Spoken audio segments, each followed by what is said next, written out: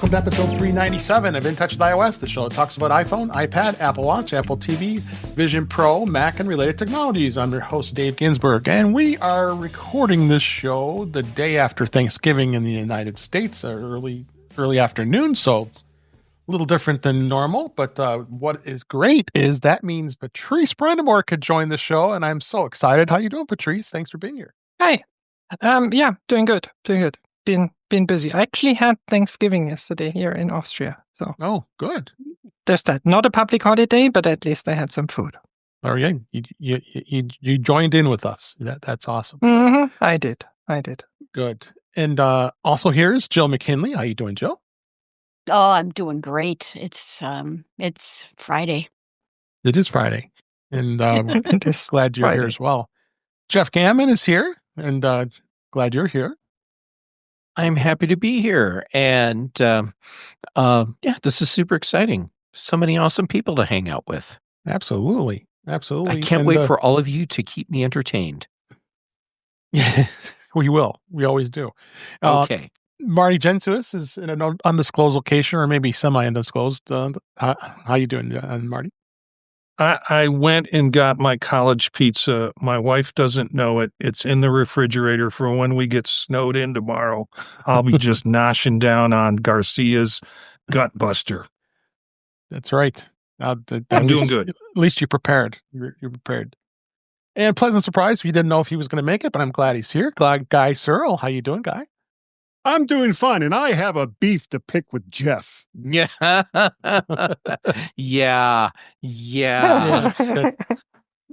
you'll have to walk me beef. through it. Well, yeah, But not real beef. not real beef. No. You can pick a cow. Let's see, a pig with me, a bison with me. Actually, I am an apex predator, so as long as it's not cow, I'm okay. Okay, good. Iguana. Trash panda. Trash panda. Actually, I know what they eat. I don't want to eat trash panda. Yeah. All right, let's go to the show this week. Oh yeah.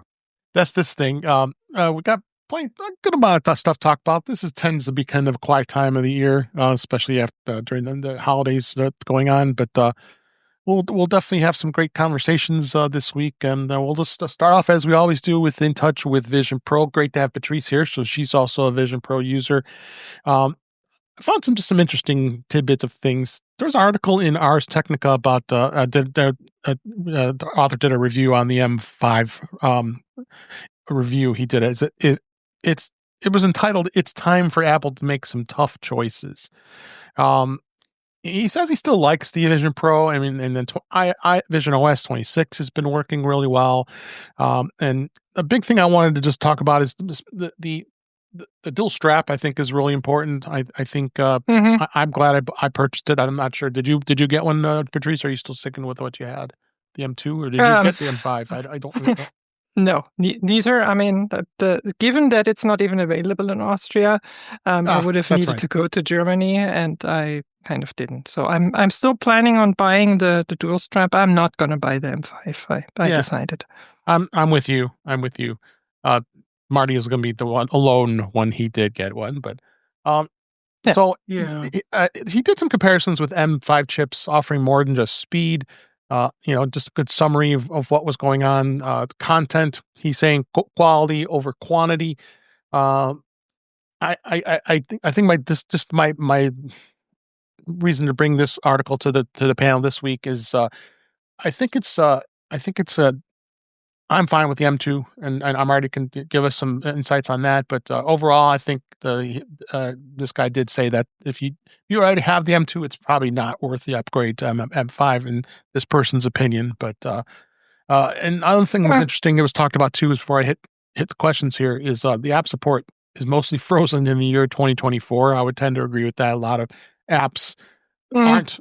Some are their iPad versions. He's mentioned some of those things, but it's you can give or take with that. So, with you being a guest here this week, Patrice, I'm gonna start with you. Where we've all talked about M5 versus M2 and with all that stuff already tons of times. Where was your view on this? As far I know, like you said, you're sticking with the M2 like I am, but I have so many problems with this article.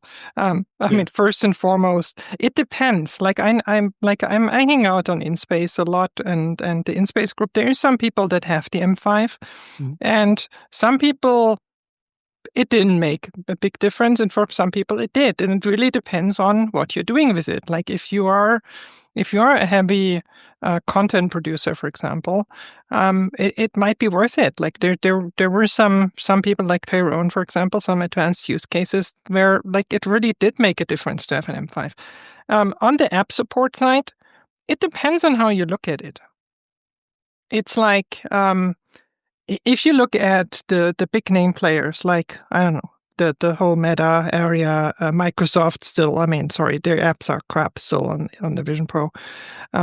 So like on the apps that a lot of people might want or might recognize, it's not looking so good. But there is a plethora, and there's like of like third-party smaller developer apps that are coming out that are really amazing. Like I mean, we've gotten there was recently one for I think helicopter flying, like a simulation. There's really cool games. There's really cool apps. There's like people are trying things and people are figuring it out. And I have to disagree. Like on a third point here. He talks about or they, I don't know, personas and stop making personas happen. I disagree. Personas is the best thing about the Vision Pro. I hang out all day, no, not all day, but like for at least an hour almost every day with people around the world. We watch movies together in persona. We sit together on a beach and talk and stuff in FaceTime. And the personas have gotten so much better over time.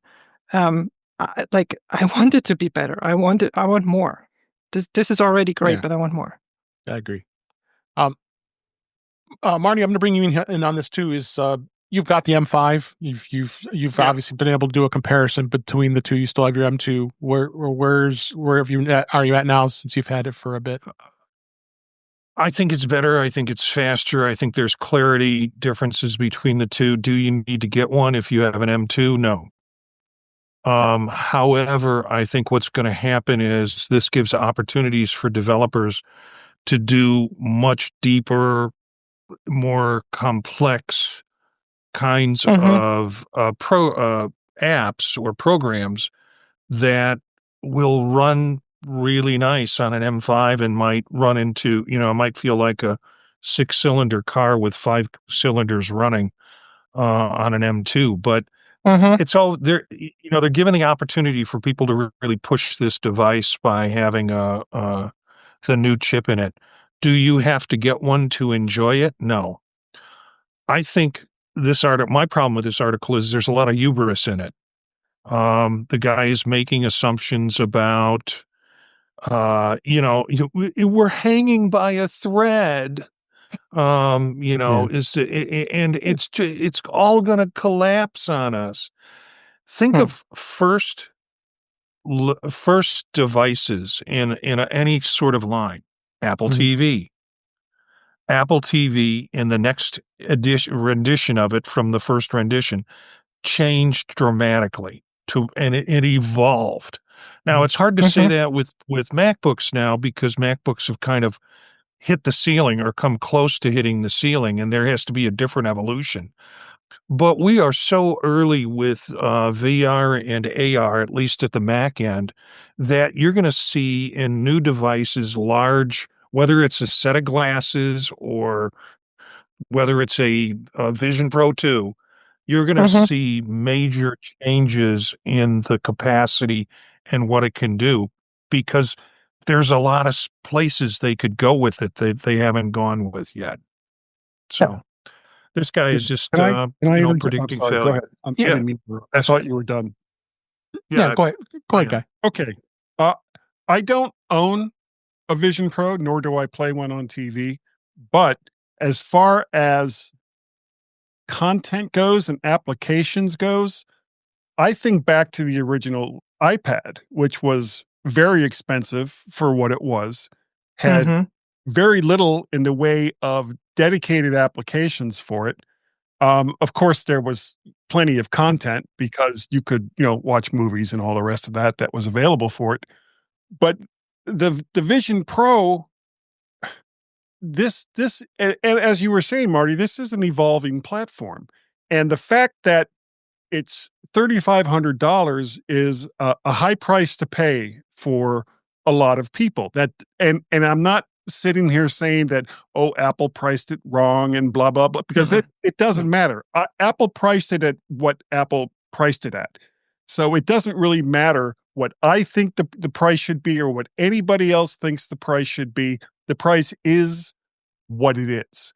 And if application developers can't get on board in the early stages of this, then that's okay too, because there'll be plenty of other smaller developers that will jump in and fill the place. And when it comes down in price, which of course it's going to, and when it changes form factor, which it very likely will eventually as well, it's going to be a different type of machine. And will the people that spent all the money on earlier versions or on the versions that are to come be willing to accept app developers that had the money to make applications for it and didn't? Or will they tell them to go pound sand and stay with the other ones? Right. And I don't even have one of these. And I've complained about it in the past and some of the same problems that so many other people seem to have the same kind of opinion on.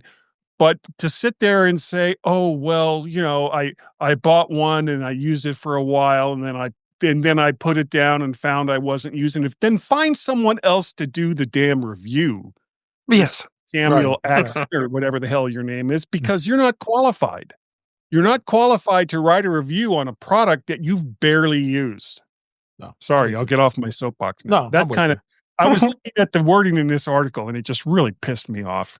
No, I hear you. I have a thought too, if we have time. Yeah, go ahead. Okay, so I read through the article, and my takeaway from it was, hey, this isn't the product for me. And that means it's not the product for anyone. And I'm going to justify why it's a failure because it's not the product for me. But don't worry, when we get to the end of the article, I'm going to make it sound like I'm reasonable and this has been a well-balanced argument, because now I'll say I want it to be a success. And that's what this piece is to me. Yeah. I don't like it.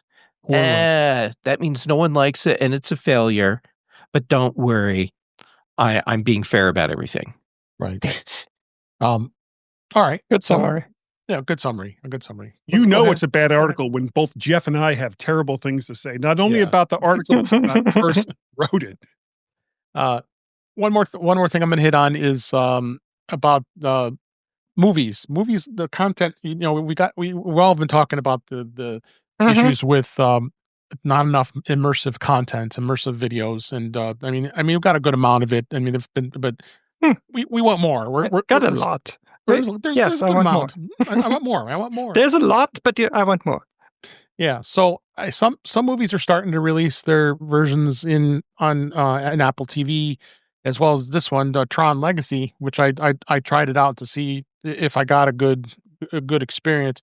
It's in 3D. Tron Legacy is a pretty even older movie, so they did convert it to 4K and 3D, and this says that it was available for the Vision Pro. So I tried it, and you can't get it to be a real big full screen. If you want to put it into theater mode, it scrunches it down. So you can leave this. I've had the screen open big, and I watched it for a bit, and I felt like it was a good experience. But obviously, I want more. Like I think us Vision Pro users have to where it should be.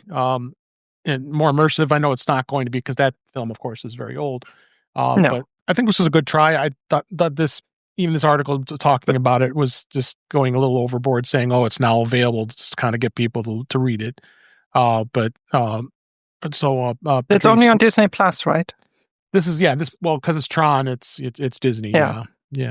So that makes a difference, because the experience with Disney Plus on the Vision Pro is definitely not as good as the TV app, for example, or other apps. Right. Exactly. So, but more such a mention to see. Now, start exploring. As those who have Vision Pros, explore what you're going to see. And I never was a big 3D fan to begin with. I mean, especially in the movie theaters, I hated wearing those stupid glasses. I would just don't. It was so dumb. Any thoughts on this, Marty? I think 3D is different than spatial. Right. And I think what we want is spatial. And that's a whole different apple in terms of shooting. And, I've got probably besides the animation ones, I probably have most of the 3D movies. They are nice, very nice on the headset. But I think what you're asking for is some of the stuff that you see in Apple's gallery in terms of short form video right now, but could be long form video produced through spatial photography. Yeah. So. The Vision Pros, the first time I care about 3D. I actually watch almost exclusively, if I can, 3D. Because it does, on the Vision Pro, it makes a difference. Yeah, it does. I mean, it's not spatial, but it's still better. Yeah. No, but in this case, this movie being as it was filmed in older technology, but they did do some revisions to it, but it was a good experience. I mean, it wasn't. Well, I guess again, like I said, Disney, beginning, I want more. If Disney buys a cow, though, they're going to milk it dry. So it surprises me they didn't reach out and said, "Oh, we got a new Tron coming out, so let's go ahead and get an old Tron and force 3D into it." So, I mean, to be fair, most 3D movies these days are conversions. They're not shot in 3D; they're conversions. So. And that works to differing degrees. For some movie, it works fine. For some, it doesn't. I'm assuming because they could do the 3D and the 4K that was shot in 35 millimeters, and that would allow that to happen. But yeah, it's still not the same. And I mean, spatial is a whole different ballgame. Yeah. Like you cannot take a standard movie that we know, like a standard storytelling, the standard visuals that we have these days for a movie or a TV show, and just spatialize it. Doesn't work. Does not work because it's a completely different way of watching. It's a completely different way of storytelling. And that's what Apple and a lot of other content producers have been trying to figure out or have been figuring out, like step by step. There was a whole event a month ago, I think, at Apple Campus, where they talked to storytellers and producers and whatever about the tooling, about the storytelling, and the things they'd learned. Yep. All right. So let's go ahead and move on out of In Touch on Vision Pro. Move on to beta. Beta this week, very quiet. There wasn't a release this week, so really much to talk about. iOS 26 and all the rest of the betas are in beta 3. So nothing too eventful. One thing I wanted to mention, I don't know. Any of you use this Invites app? I tried it a little bit. I just don't know if it's even worth talking about, honestly. But nope. They are putting some more additions to it. Apple seems to think that it's something that is something people are using. As I said, they launched it earlier this year, and on 26.2 they're going to. It's actually a new system-wide feature that's coming that makes the Invites app a little more convenient, I guess. So it's using data detectors as a new shortcut for creating Apple Invites events. It'll be launching soon, of course, and when you go into it, it just gives you more granular ways of adding it into the events calendar, like copy event and add calendar, all that stuff. Invites is the choice that's in here. So probably not much else you say about this other than the fact that it's there. Clearly, it's hanging by a thread. Yeah, so they need to have the developers support it.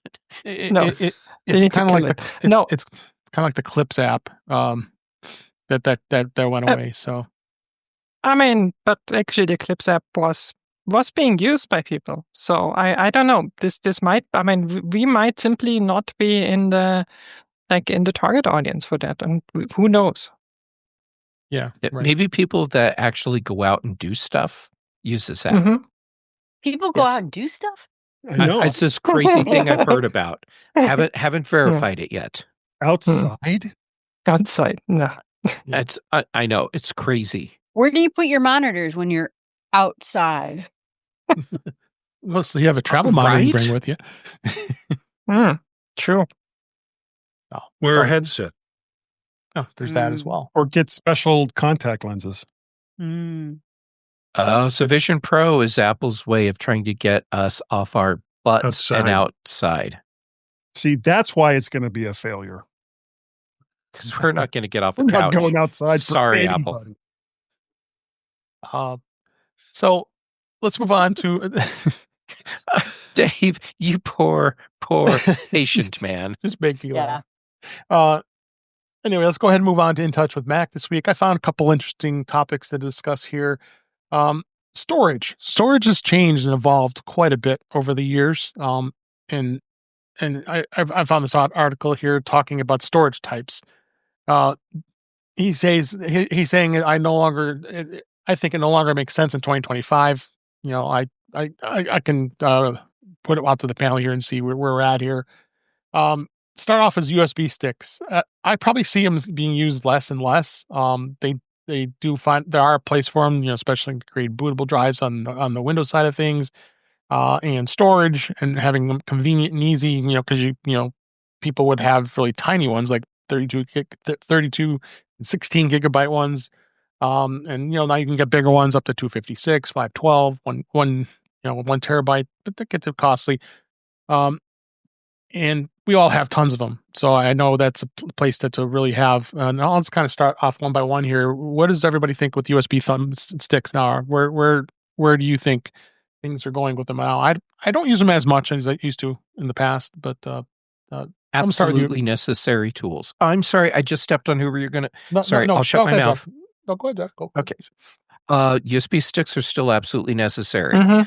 And it depends on what market you're in. Maybe not for you, but like this person saying, cloud storage has made them obsolete to me. Well, good for you, pal. I live in a world where if I walk into to say the company that handles a lot of the professional printing for me, and I say, I've got it on my cloud drive. Right. They're going to say, that's great. Now take it from your cloud drive and put it on a USB stick so that we can get it into our system. Exactly. Yeah, this person doesn't work in an educational system with computer labs with students in and out of them all day long. I've picked articles I knew would generate some discussion here. So, well done, Dave. This person does not live in the real world. No, they don't. I agree. Also, for like conventions for companies to give to people for product information and all the rest of that. Yeah. This USB stick has my passport photo on it that I got like 6 months ago or something. That's like you go to like a photo studio or whatever, and they take a picture for the passport and they give you a USB stick if you want it digitally. Like how else? I mean, they could have a website and whenever you download it. No, this is easier. They literally. I think this is even a one. I think it's even a 256 gigabyte or 512 gigabyte. It's quite a big for like one image. That's how it works, and it makes sense. Not remote booting. Your whatever drive you have in your machine dies. And oh yeah, I have a box of them still. Same, Dave. Same. So for me, sorry, Jill. Go ahead. Go ahead, Jill. Oh, that I work in medical technology, and it has been banned from every company. Yeah, I've worked at for the last 20 years. And so it used to be a cool way where I actually did live demos off these sticks where I could run a server off of them, and they were great. And then they were completely blacklisted because it's a very easy threat to your system. And that makes sense. Security. That makes sense. In the enterprise side of things, I'm in the same boat. We're allowed to use the thumb drives to copy things off of it, but you cannot copy anything that's onto it. That was our stance, because you're going to have clients that want to give may want to give you something, and long as you just have to, you're depending on the employee to trust, to know that this is not a thumb drive that someone found on the street and decided to just plug it into their computer. Yeah, you just scan. What's on this? You put it on exactly. So doing. Go ahead. Yeah, doing student interviews, and they had to do writing samples. So we had 20 of them in the lab at a time. I bought 20 of these things at a very cheap cost. Everybody got one. They turned it in, and that's where they stored their writing sample on there, so I could have access to it. So yeah, so still very functional. Consensus is yes, it's a way to go. I try to get USB-C versions of them as much as I can. I prefer to have them. They have those ones where you can slide it out, where you got the USB-C on one side and then the USB-A on the other, but the darn things never stay in place. So I've kind of just try to avoid those now at this point. So, but agreed with this. Now moving on to CDs and DVDs. Does anybody use those anymore for media? I don't. I still have my Blu-ray portable that I plug into my Mac, but I in fact I had a whole stack of the DVD RLs that I just finally I've been holding on to these for years. I mean, what am I going to do with this anymore? I bought what is a DVD? Because they were like super cheap, and I was like, oh man, I'll never have to buy any more again. And as it turns out, that's exactly right. 20 of them sitting on a spindle. I was like, well, why am I even keeping this anymore?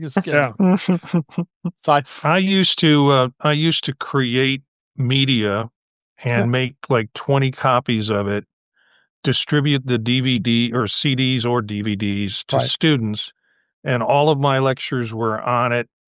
We did something completely different in the classroom. Now the only use I have for them is creating playlists for my girlfriends from the 1980s. That's right. So I think we have a consensus there. I'm going to be a contrarian, but not completely. Okay. I do have a short stack of CDRs or CDRWs, I don't know, around somewhere in case I need to burn a disc. However, they're probably old enough that the chemical substrate has died and I actually can't use them. Now, as far as CDs and DVDs and by extension Blu-rays being dead, to me, absolutely not. I still buy physical media for music and movies. So as an example, I went to a small venue concert a couple weeks ago, and I did exactly what I do when I go to all these small venue events. I go up to the merch table, and the first thing I do is say, "Do you have any albums for sale?" And when they say yes, I buy an album, because that's the best way that I'm going to be able to get the highest amount of money into the artist's hands. It's not through streaming, anything like that. And so I have a stack of indie albums that I do rip because I still have a super drive and put them in music on my Mac. So yeah. And if there's a series, a TV show, a movie, whatever that I want to watch, if I think it's something I'm going to watch multiple times, I actually price compare getting digital off of, say, Apple or Amazon versus what does it cost to buy the DVD or Blu-ray. And occasionally, I will find that if there's a movie I want to watch, say, once, the rental cost is higher than buying a DVD or Blu-ray off Amazon. So I'll just buy it, and then I've got it.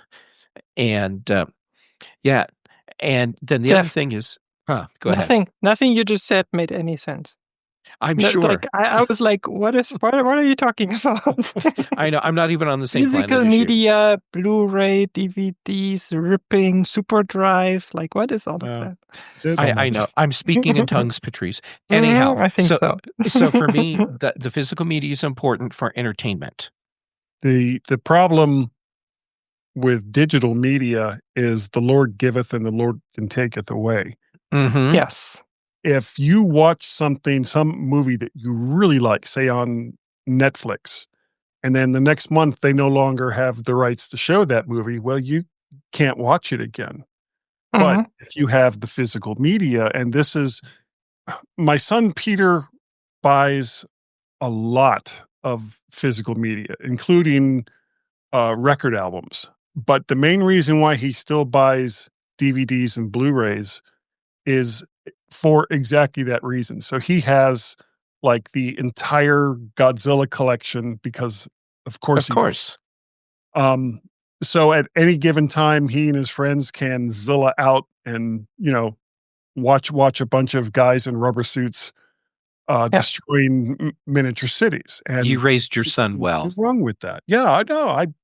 I agree. So, but here's the thing. There's a difference between a streaming service like Netflix and buying it off, I don't know, Prime or Apple or whatever.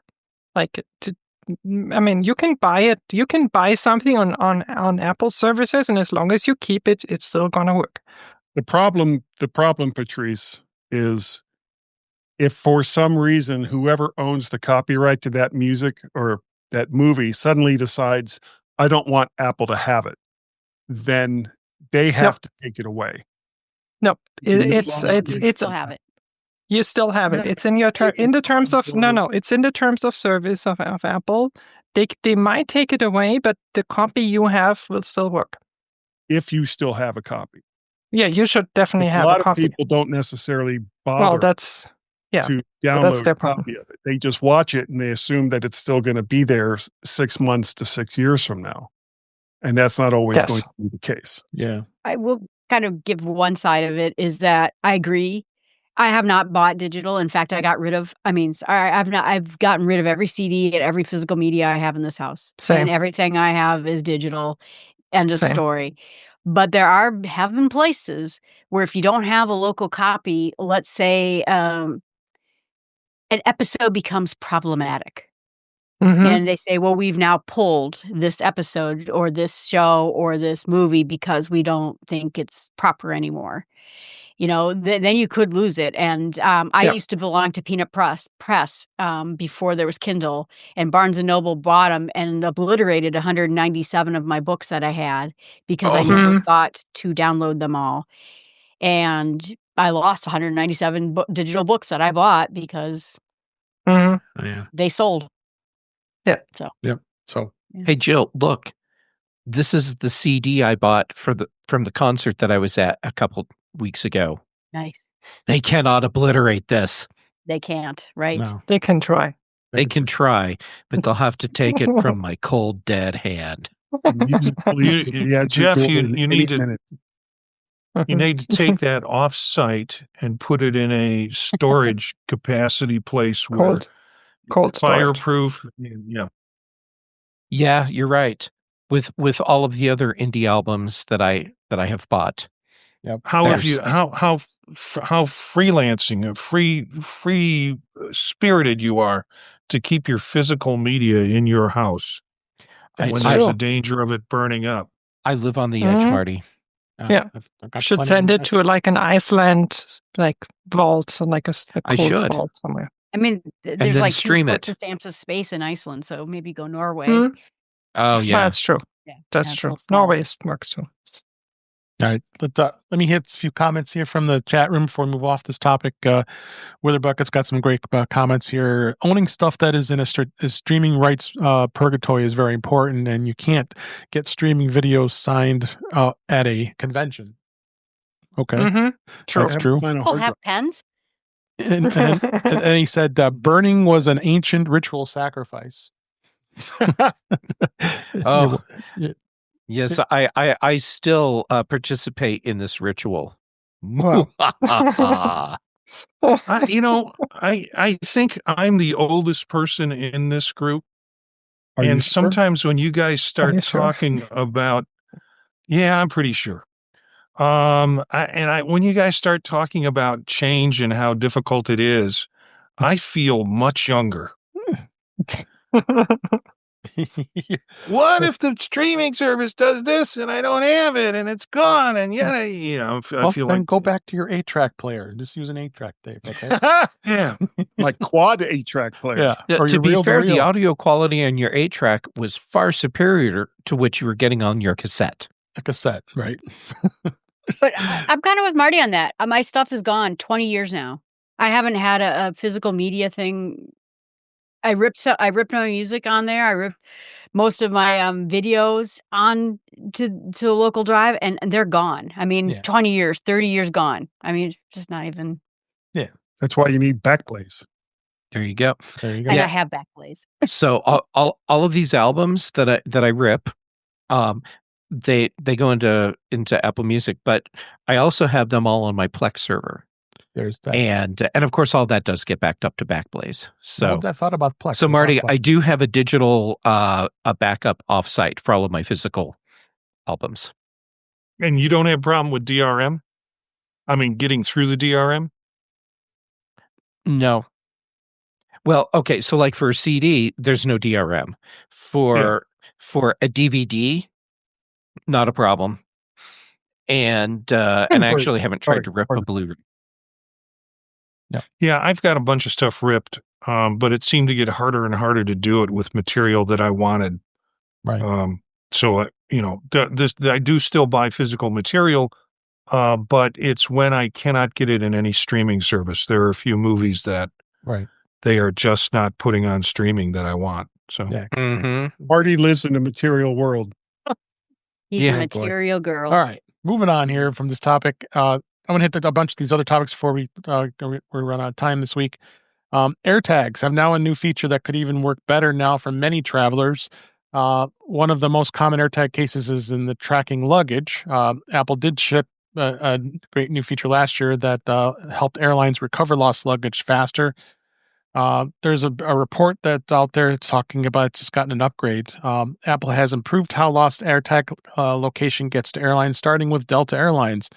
If you have an AirTag for tracking luggage, you can now privately and temporarily share the AirTag's location with select airlines for help that airline staff can find that lost bag fast. Airline support has been rolling out all of this year, and now it seems like Apple has now worked behind the scenes to make this feature even more effective. And they go on about what the tool was developed with Delta Airlines, with giving them the access to this location temporarily. You can enable that when you travel, and I think this is great to see things are starting to evolve with the AirTag even more. Marty, what do you think on this?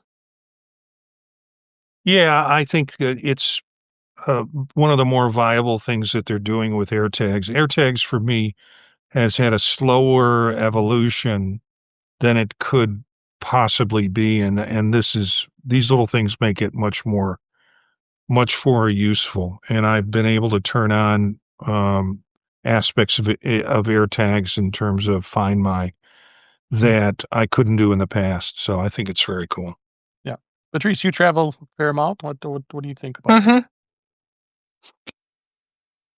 that? I mean, I don't know. I mean, it's like I've probably never traveled with an airline that lost luggage. The couple of times where my luggage didn't make it, they knew exactly where it was, and it was already on the way to me, basically. Mm-hmm. So I don't know. I mean, it's probably helpful to be able to share it, but I'm not sure it's a big deal. But then again, I don't fly like on United or something like that. Southwest, all of them. Frontier. Okay, that is true. Frontier, yes. Yeah, Frontier, oh God. Oh my God. Back in the day, I used to fly Pan Am. Yeah, I was on going my back way a ways.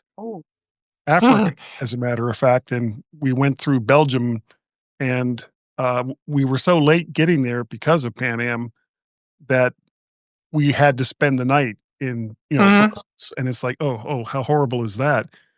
But they couldn't tell us where our luggage was, and I'm 6'6", and I wear size 16 shoes. And I told my boss, I'm not going to Africa unless I know where my clothes are, because I can't just go to a Target or, whatever in Africa and buy new clothes that's going to fit me. So that was fun. No AirTags back then. That was the 80s. Yeah. Yeah. And the Same 80s, thing with me. Continental. Yeah. Jeff, Jill, you have anything you want to add to this? Here's my take on this. This is yet another example of airlines expecting other companies to make up for their own failures. We should never, ever have to be thinking, wow, this is really cool that Apple's making a thing that allows us to track our lost luggage. The airline should not be losing your luggage. The airline should not be kicking holes through the sides of your suitcase. Or Anyhow, yeah.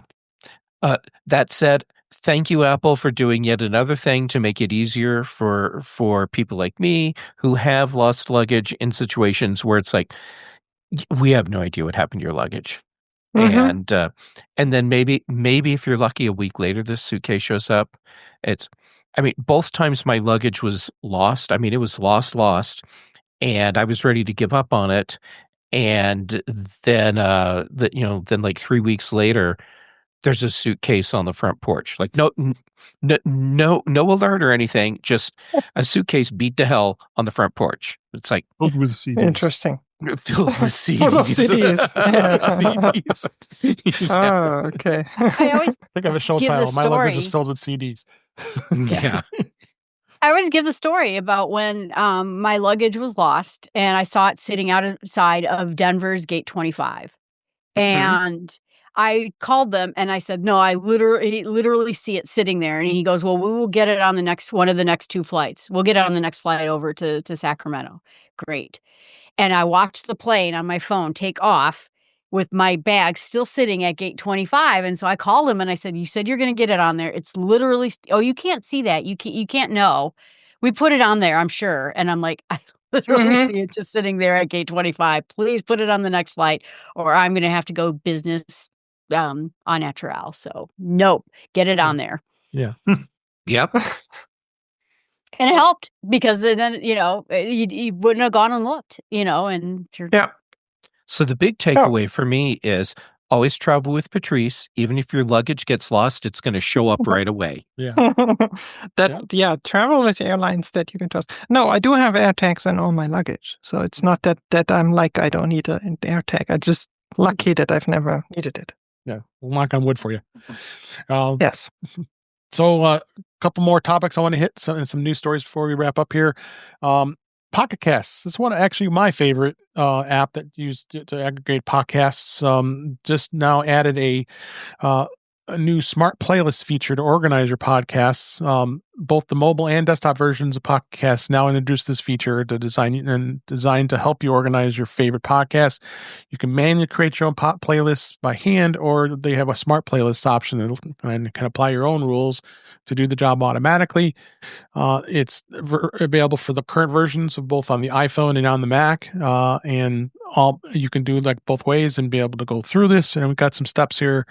It's nice to see that I see a podcast aggregator like Pocket Cast as being proactive at doing things to make things a little easier. Because I don't know, the Apple Podcasts, I'm not sure who uses that. I've just become less and less of a fan of it. It's just hard to organize and have the things that you want to listen to, and then you make sure you turn it off. You don't want them to download every episode and fill up your drive and those kinds of things. So, Jeff, I'm gonna start with you. What do you don't use Pocket Cast, right? I don't know if anybody else here does. I'm not using Pocket Cast, but the way I consume podcasts, my podcast aggregator, that's all my friends. And they send me a link to episodes of whatever I should listen to, and then I just listen to the one thing. So that said, having a tool where I can go in and set up a smart playlist that says, I want to hear every show that Joe McKinley is showing up on, and then just have my Jill list. That I can see would be super cool. And so everyone go make your Jill list right now. Yeah, that I can see the value in that. And a podcast aggregate app that doesn't just automatically start downloading every damn episode and fill up your device. That seems like a really cool thing. Maybe Apple should steal that feature from everyone else. Yeah, exactly. Guy, go ahead. They will. You're excited about this. What do you think? You don't think anything? I don't think he got you. Or can't hear me? What about the guide list? That's what I want to know. Oh, okay. The guide list is hard coded into everything. It is. Marty, Patrice, you got any thoughts? I have been a longtime user of Apple Podcasts and have heard the longtime complaints, but it works for me. And it was a scenario where I was having to put the RSS feed in directly to get my podcasts on Apple. So it seemed like it was a natural for me to kind of get involved in that. I am, however, having an affair right now. And because of that, I can't use Apple Podcasts. I have a Pixel 10 that I've been playing with on this trip. And I've been introduced to Pocket Casts. I went to Pocket Casts because I know Dave spoke so highly of it, and it was available on both platforms. So I've been monkeying around with Pocket Casts more, and just opened it up to see that is also available. It is. The smart lists and the lists are available on Pocket Casts. I have it on my Pixel 10 too. But I've already Marty, had it on my iPhone. Are you really having an affair, or are you just in an open relationship? Well, I don't know. You'd have to talk to my other phone about it. But yeah, it'll answer better than Siri. Well, that does sound like an affair. Yeah. Because otherwise you would know. Yeah, the other phone would know if I wasn't having if she were in an open relationship, you would know. Sometimes I like to put them both together. No. Kinky. Been using Overcast for years and decades, but they just have not. He's not paying as much attention to the app as much anymore. Although he just came out with new features last week, but I'm slowly migrating to Pocket Cast. Okay, good. All right. Other topic here, real quick, is about Plex. Plex has started. They changed things. I don't even know if I have the lifetime pass. I don't know if they even offer it anymore. At least I was trying to find out if they were when I was looking at this article. If you're a free Plex user, you're going to have to buy an alternate plan if you want to be able to share your media like a Plex server to get remote access to the premium features. The changes which the companies first announced this past March, starting hitting the Roku app first, and other TV platforms will be hit in 2026, including Fire TV, Apple TV, Android TV, and more. I don't know if it's changed yet on Apple TV. We'll find out. I mean, I use it on the Apple TV a fair amount to watch movies from, friends have shared movies in their server. But I think if I should be set because it is a lifetime pass unless they change the rules. So, does anybody set up their Plex server? I assume you don't have no. You don't do that part. No, I switched away from Plex a long time ago because it was very clear that this is the way they're going. They started introducing more streaming features and basically less for people that have their libraries at home and want to watch that. What they have converted from physical media. So it was very clear that that's the direction they're going, and step by step they're going there. Yeah. This is simply the next step. Yeah. I still haven't gotten around to paying for a Plex subscription, although maybe I should just go ahead and get one since there's Black Friday special right now. And I'm sharing my Plex library with a couple of friends, and a couple of friends are sharing theirs with me. And me still being free, I have not had any problems with the system going either direction. Yeah. So I'm guessing that means that Apple TV is currently not subject to this. Just at least yet. On the advice of my lawyers, I'm pleading the Fifth Amendment. Yeah. Wouldn't it be the 14th in your case? Let's split the difference to say 9th. All right. So let's move on to some stories real quick here before we go. Apple News did lose CNN, and this has been been a story for a while. And they quietly removed all their stories out of News Plus or News. You can't read any of their content anymore. They're putting everything behind a paywall. The network's offering a $29.99 per year articles only tier and a $69.99 per year all access.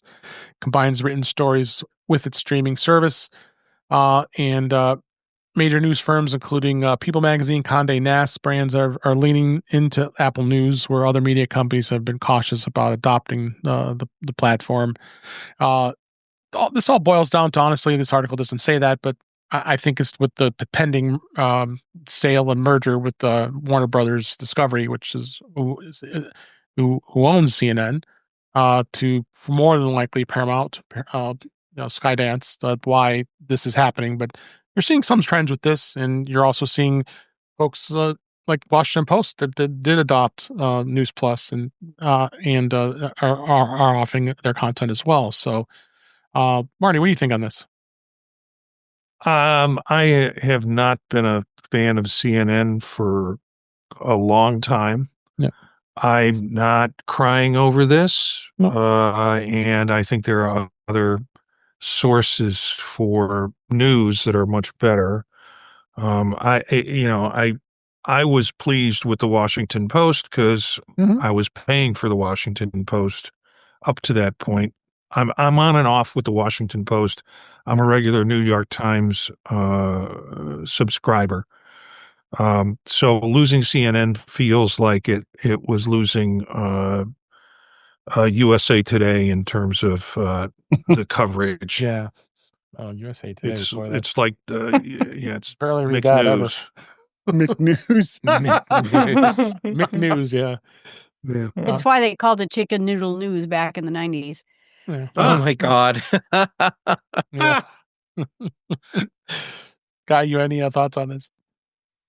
Yeah, I also haven't paid much attention to CNN once they threw everything up behind a paywall. If you're going to rely on advertising either through your web presence or your TV presence, whatever you want to say, don't put it up behind a paywall. This is ridiculous. And the moment I see, like, the same thing with, like, I think Business Insider, the moment I see that white banner come up, it was like, okay, that's another one I can just go scratch, and they will never have my eyeballs look at their content again. Yeah. Patrice, what do you think? Well, I can summarize it in one word: meh. Yeah, that fits it. That fits don't care. Really, what everybody said. Don't care. Yeah, it's at CNN. There has been network at this point. Yep. So with all the changes going on, MSNBC's now MSN Now. News Nation's become very popular in the United States. So they got way too much competition today that they're trying to. This is their way of doing things. I don't know how well it's going to be successful. Yeah. So. Yeah. Then again, if they ever do a, what was it called, News Night with what was it, Will McAvoy, I would watch that. Yeah. So the Spotify is planning on doing a price increase for U.S. subscribers. They've already got the planning in place to their next increase. This is according to a report. The company previously raised the price for subscribers in the U.S. last year in several markets, and Spotify hiked prices in August. So they're planning to raise in the first quarter of 2026. It cites that there's no official thing here right now, but this is obviously going to be a thing. Spotify currently costs $11.99 in the U.S., where Apple Music goes for $10.99. So it's only $1 difference if you're paying, monthly. So I think the wars will continue with the music services between Spotify and Apple Music. I'm in the Apple One bundle, so it really doesn't affect me much. But you can buy it for the whole year. I don't know if Apple's raised it or not, like $100 for the whole year. So that's not too terribly expensive. Anybody have any thoughts on this? I don't like Spotify, I'll be honest. I don't like their interface. I don't like how they do things with and I think the big thing is the way they pay royalties to the artists. It's not great either. So yeah, they're terrible with the artists, and bought podcast, ended the podcast, hired new hosts for the same podcast. Yeah, terrible stuff. Wow. Mm-hmm. Anybody else want to add anything to this? Yeah, I am currently, and I have this with a few services where I'm paying for similar services, and this price creep has made me think, it's probably time to drop one now. Yeah. And so I think, besides all the other reasons, a lot of my podcasts go through Spotify in terms of it. And I kind of felt a need to kind of support that process. But with the price creeps up and, the fact that I'm getting this, although it's not, in my mind, it's not as optimal as what Apple Music is not as optimal as what you can do with Spotify. And I certainly have lots of playlists there. I think it's time maybe to say goodbye to one of the sister wives. Yeah. I had a quick look at their financials, and I mean, I know that a lot of labels or whatever want more money from Spotify, but when I look at their financials, I'm like, I think they could afford it. Yeah, I'm mostly upset that they haven't bought my podcast and replaced me as a host. We all are, Guy. Yeah, I would think so. No, wait. Yeah, well, they are hosting it for you. Yeah, they are. So we'll see. This continues to evolve, and we'll just see how it goes here. This one's kind of funny. We laughed when this came out. This iPhone Pocket, the thing for $149 and $249. I didn't laugh. Did you buy one, Patrice? No, because it's not available here. Oh, it wasn't available there. Okay, but no, in Europe it's available in Italy and in France. And I mean, if you think about fashion, you know why. Yeah, those are two prime. Well, they were available back on November 14th, prior to, way before we're recording this now, and on the Apple's online store. But then it had short, long sizes, a variety of colors, and all kinds of crazy stuff. It was price range from $149.95 to $229.95, but it's gone. You can't, and it was crafted in Japan. It was a Japanese maker that made it, and it's probably sold out all worldwide. I bet you hit on eBay. I wonder you're going to start seeing people selling them and see if they can. Yes, for a mere 500% markup, you will probably find it. Yeah, or pay it. You can do what I did and go to Temu and buy one exactly like it for about $7. I think all the Chinese knockoffs, probably what half the ones that are on eBay are. $6. Yeah. No, the proper way would be you go either on Etsy or you go to your friendly person who likes to knit and ask them to do one. This is how I'm going to clean up at Macstock next year. I'm just going to. You are. You got to bet. You better put those out and start selling them. Apple also came out with that iPhone kind of holder. Weird. That to me looks like packing foam. And they're selling them for like $70. Those sold out in both colors that they have out. And of course, we all love and remember the iPod socks too. iPods. Yeah, but they're different. Phone grip and stand, Marty. Okay. Just rolls right off the tongue. Yeah. Jill, Macstock next year, have your inventory ready to go because you're going to be able to walk in and say, who wants a deal on a McKinley sling? He's got your back. Yeah. All right. I don't have that kind of time, but it's a great idea. All right. We just outsource it. Yeah, take pre-orders. Do what Apple does. Just get 5-year-old children to do it in a sweatshop for you. Oh, that's... See, there's an idea. Yeah. There you go. All right. Or Temu pays a quarter for a sweatshop. Last story here. Charlie Brown's Thanksgiving. You'll need an Apple TV subscription. And it's probably going to be with Christmas and Halloween and all the other peanuts videos that they now have the full rights to.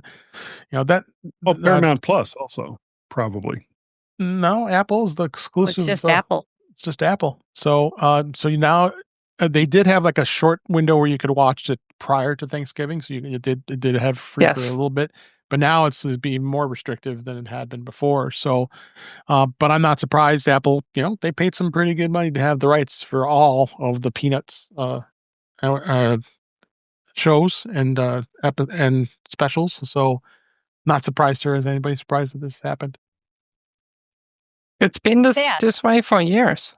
Yeah. Well, as long as they don't take away the Rankin Bass Christmas one with the Rudolph, Rumble and the dentist elf and Rudolph and all of that. Yeah, that's different. CBS was doing that. I don't know. I don't know where that's going, but another story. Yeah, but now you can watch a Paw Patrol Thanksgiving. Oh yeah, can't wait. AI just hits you right here. I mean, the feels. Apple does that every year, right? There's usually a weekend or a week or something where you can watch those specials before the actual event, I think it was free all the time. It was free, I think. No, I remember definitely last year that it was the same way, where it was like there was a time where you could watch it for free without a subscription, and afterwards you had to have one. Mm-hmm. It's the same way you sell meth. You just give them a little taste of it, and then they want to buy the whole Apple TV subscription. You know a lot about Correct. that. What's up with Correct. that? He works in academia. Need I say more? All right. Chemistry teacher? Methademia? Walter. Well, before we wrap up, I got a couple comments from Witherbucket. He says, peanuts used to mean something was cheap. And Craig just came on. And how you, Craig? How you doing? As long as we don't lose Christmas vacation. That's true. Christmas vacation. Yeah, you gotta have that. I'm definitely going to watch that again. Yes. Can you still get Dolly Madison cakes? Yes. I think so. Oh, okay. Zingers. Yeah. All right. Snowballs too. All right. I'm Googling Dolly Madison cakes to see what that is. It's probably some. Hey, there's absolutely dairy any of the cream filling they have, Jeff. Hostess sold to a new company, and then most of their stuff is still very similar. All right. If you Google Dolly Madison cakes, it might go completely south. Sorry, Dave. No, at least the top link was Amazon. The other links, yeah. But all right. Yeah, that's for this week. This show. I thank you all for being here. Thanks so much. Everybody was able to make it on this off time because of the holiday, and it's always exciting to have everybody here. Great episode this week. A lot of great conversations. But let's go ahead and wrap up. That's a wrap for this week. Please send your comments, questions, suggestions to our email address, which is feedback@intouchwithios.com. You can follow us on Blue Sky and on Mastodon at InTouchWithIOS. And InTouchWithIOS is actually on Patrice's server, Tech Hangout. And you can support the show by buying me a coffee at intouchwithios.com/coffee. We'd really appreciate it. You can become a patron of the show by going to patreon.com/intouchwithios. We have 2 tiers to be able to support the show. We would really appreciate it. Make sure you like, share, and subscribe so you're notified when we're live streaming, usually Thursday nights at 8 p.m. Eastern, 5 p.m. Pacific, on our YouTube channel, which is youtube.com/intouchwithios, where you can watch the current and past live streams as well as listen to past shows. You can subscribe to the show in your favorite podcatcher, including Pocket Casts we talked about. We'll put that in your playlist, as well as Overcast, Apple Podcasts, and many others. But better yet, just go to our website, intouchwithios.com, where all the links to all the ways. Those enjoy starting there. I am Dave Ginsburg, and you can find me on Blue Sky and Mastodon at DaveG65. Patrice Brend'amour, thank you so much for being here. It's always a pleasure to have you when we can, and we hope to get you back again soon. Thanks for having me. Where can you find her?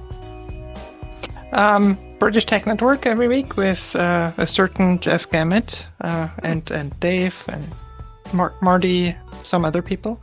Everything I'm doing on my website at thepatrice.com, and Jeff and I have a little rewatch podcast where we rewatch retro TV shows. Yeah, we're showing The Monks because of course we can. Mm-hmm. And it's a lot of fun. We're in the middle of season 3 of Stargate SG-1, and tonight probably there will be a new episode out with Zippy's Lip Curl. If you want to know what that is about, you will have to listen to it. Yes. Mm-hmm. Go listen. Thank you, Patrice. Appreciate it. Jill McKinley, thank you for being here. Where can people find you? Well, first, I'm glad you made him watch Gilmore Girls. That made me happiest of all. Yes. That was a fun discussion. That was a fun discussion, and I can tell you something because we've already recorded past season 3. There's more stuff coming, more interesting shows we've watched. Great. Perfect. Awesome. My favorite show. So you can find me at jillfromthenorthwoods.com. That has all the podcasts. I have a podcast every day of the week. So there you go. All right. Thanks, Very Jill. cool. And Jeff Gamet, always a pleasure having you here. Where can people find you? Well, first, Dave, thank you for being so tolerant and patient with me. I am fully aware of the cross that you are bearing here. Yeah, Jeff. And and then the salt in the wound on that one. Guy is here too.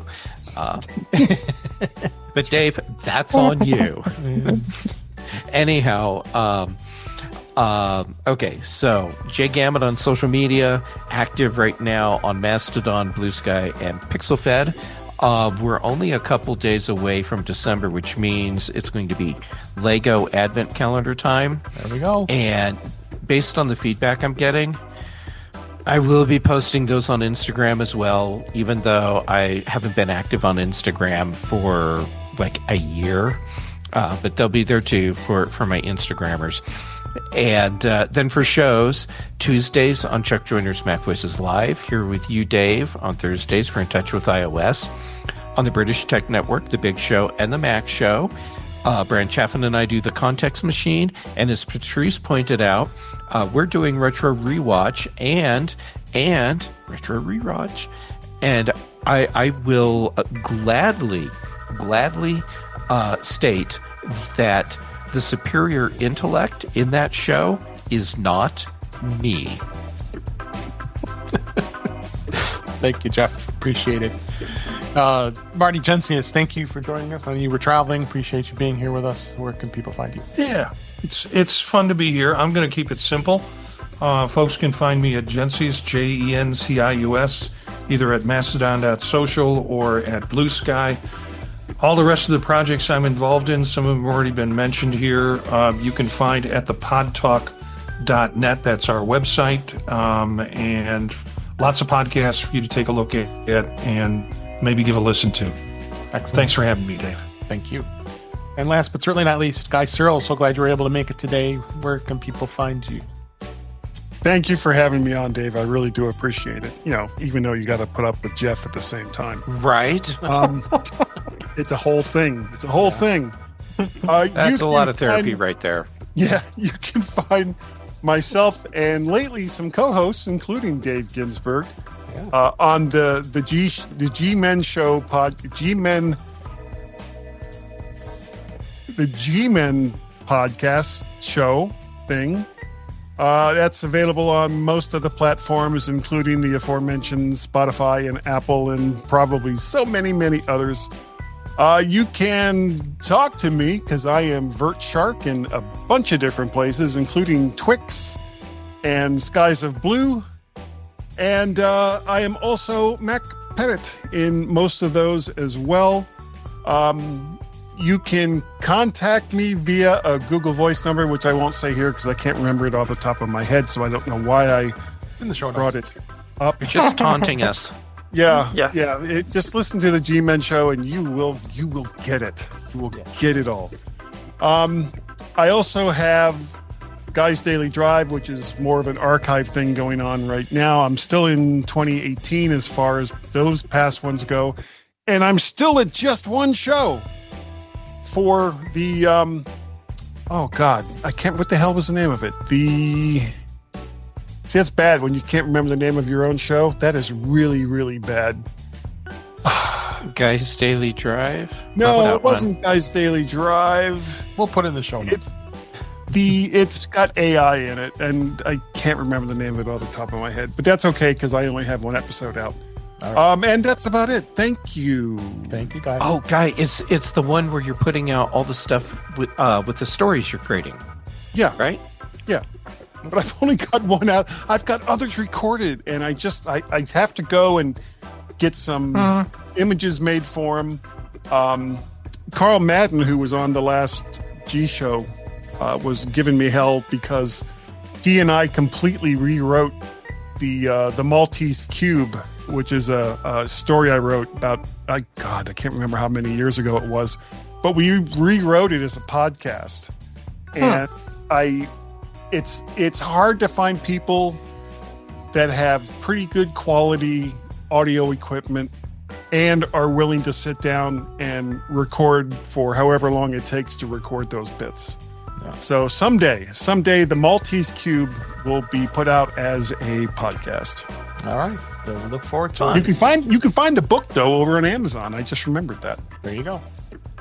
Well, everybody, thanks for listening. Thanks for watching. Appreciate the support. We're going to be a couple weeks away from the 400th episode. Won't be too far away here. But we'll be back next week. But until then, again, thanks for watching. Thanks for listening. And we'll talk again soon.